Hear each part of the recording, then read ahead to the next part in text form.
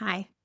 So today I'm taking a deep dive, and I'm taking it because it's something that is both important to me and it's not being talked about out in the world.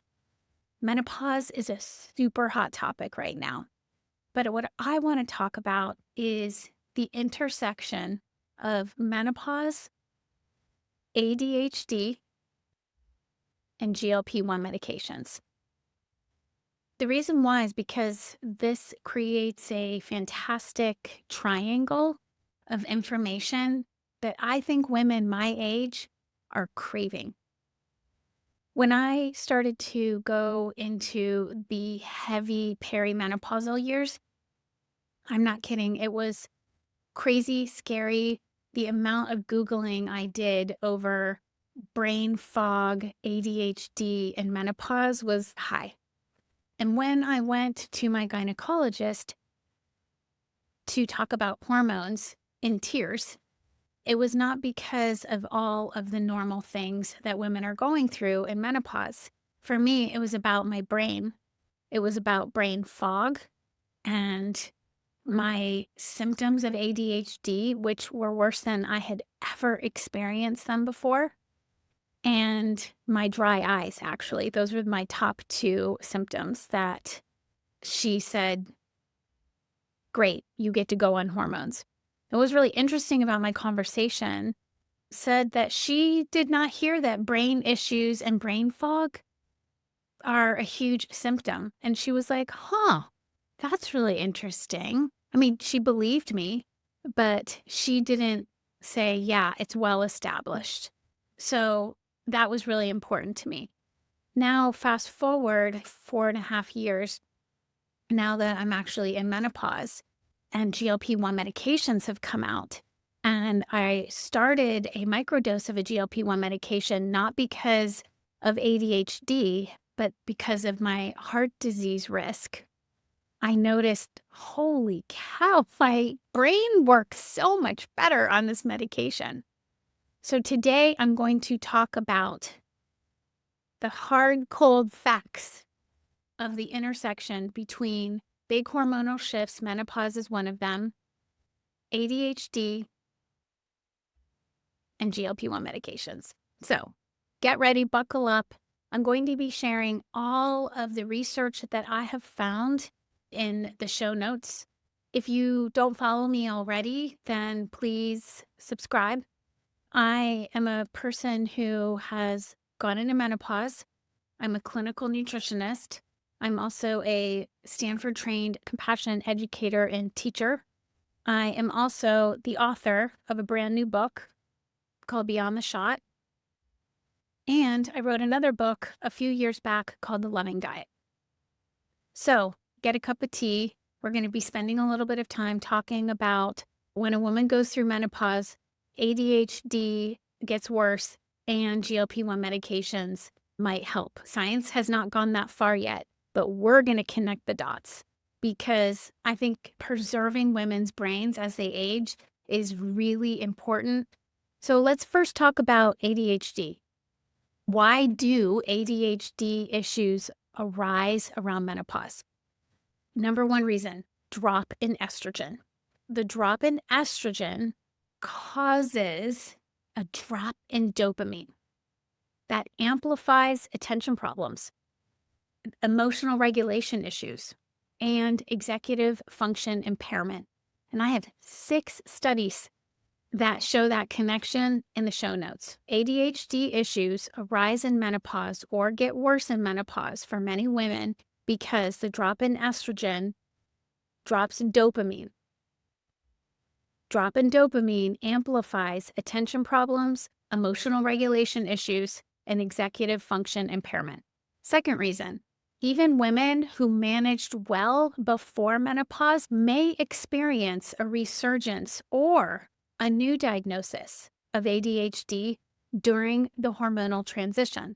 And that is because women cannot compensate for the drop in dopamine with the drop of estrogen at the menopausal years. And remember, perimenopause to menopause can be a 6 or 7 year process with massive, massive swings in hormones. So in perimenopause, your estrogen might go really, really high. It might go really, really low. And then at menopause, it just goes low, low, low, low.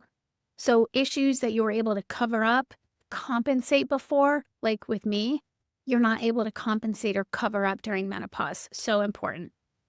Number 3, about 60% of middle-aged women report cognitive changes during or after menopause transition. And 42% of postmenopausal women report worsened cognition. 60% of middle-aged women report cognitive changes during or after menopause transition, and 42% of postmenopausal women report worsened cognition. So we can see here that ADHD issues for many people are able to be swept under the rug, compensated for. We can't do it anymore during menopause. They become too significant because of the changes in estrogen lowering dopamine. So let's talk about ADHD and disordered eating. What's the link? Because as soon as I started going into perimenopause and the beginning stages of menopause, I immediately gained weight. I actually started intuitively eating as a way to sort of loosen up my eating habits because I had been so strict paleo for so many years. I thought, you know what? I'm just going to loosen up. And what happened, I started to gain weight in those years. It turns out that if you have ADHD and you have disordered eating patterns, there can be a link. Wow, mind blown, mind blown. So ADHD, turns out, is strongly connected with higher rates of binge eating, emotional eating, and general disordered eating patterns across the lifespan. I'm going to say here that from all of the research that I've done, that ADHD being strongly connected with higher rates of binge eating, emotional eating, and general disordered eating tends to not be anorexic in nature. It tends to be more binge eating in nature. The other thing is ADHD and disordered eating link is that dopamine craving, which is that seeking reward through food, and also impaired interoception, which is a difficulty sensing your hunger and fullness cues, drive impulsive or compulsive eating for the ADHD brain. Okay, I'm going to say that one more time. Dopamine craving, which is seeking reward through food, and impaired interoception, which is difficulty sensing hunger and fullness cues, which naturally goes up during hormonal transitions, drive impulsive or compulsive eating in the ADHD brain in a woman. Crazy, right? I mean, no wonder. And then the other thing is that midlife, especially in menopause, is associated with an increased risk for binge eating and disordered eating in women, particularly those with ADHD traits. 2 studies that show that linked below.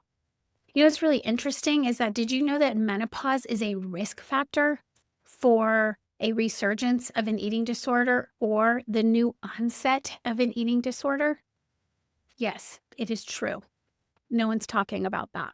So let's back up for a minute again and talk about the role of dopamine and hormones in the ADHD and menopausal brain. And then, of course, at the end here, I'm going to talk about GLP-1 medications.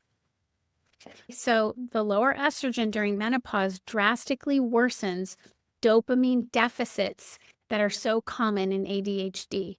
The higher your dopamine deficit in an ADHD female brain, the worse your ADHD symptoms are going to be.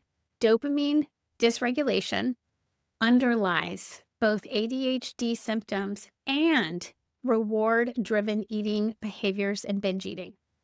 I don't know about you, but when I started to go through perimenopause and the beginning stages of menopause, I questioned how my brain was working.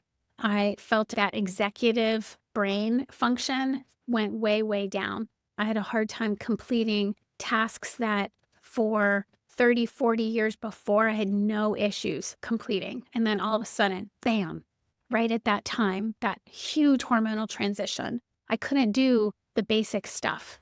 many conversations with my husband and my family, and actually my doctors about this as well.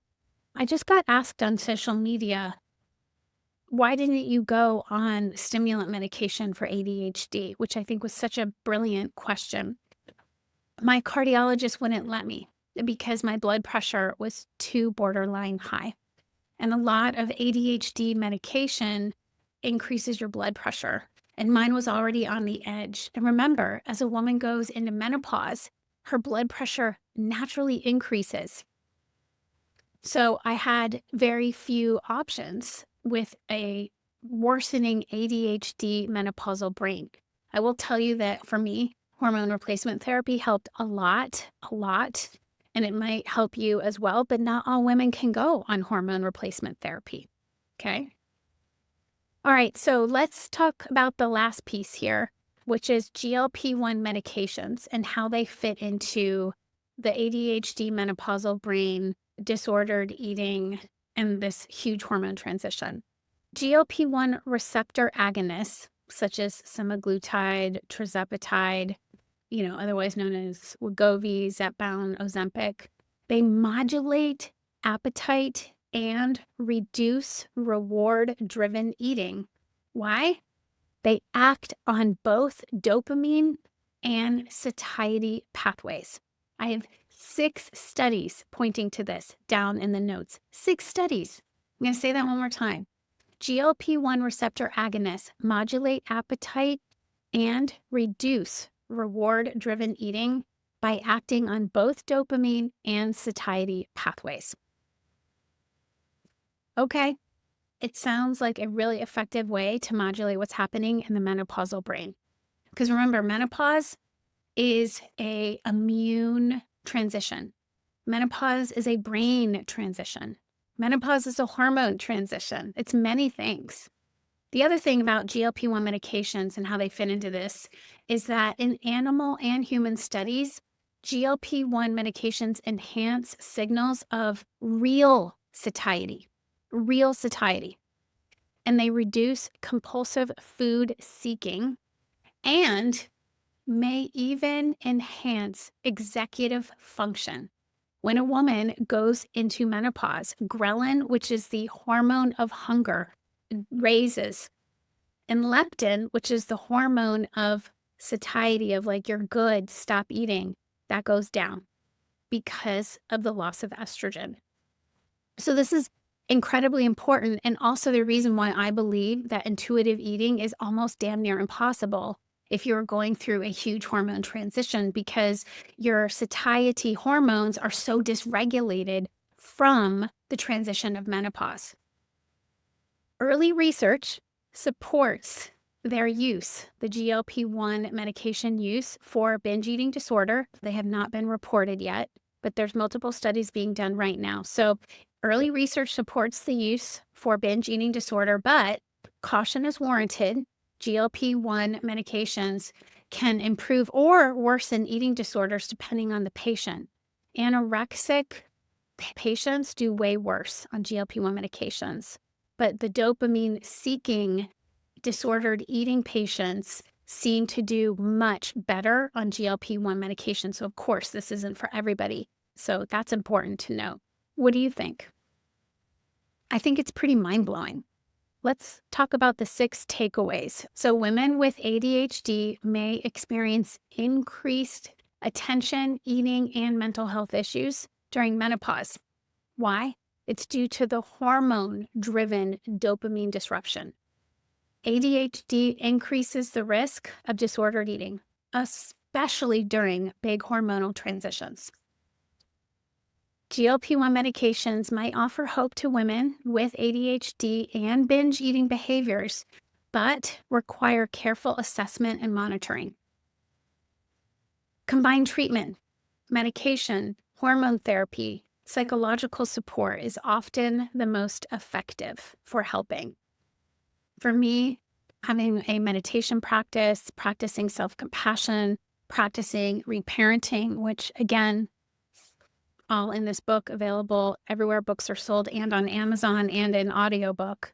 The things that I teach my students, I have done for years myself. And, you better believe that I needed extra support when I was going through menopause because I felt like no man's land. And it might feel like no man's land for you as well.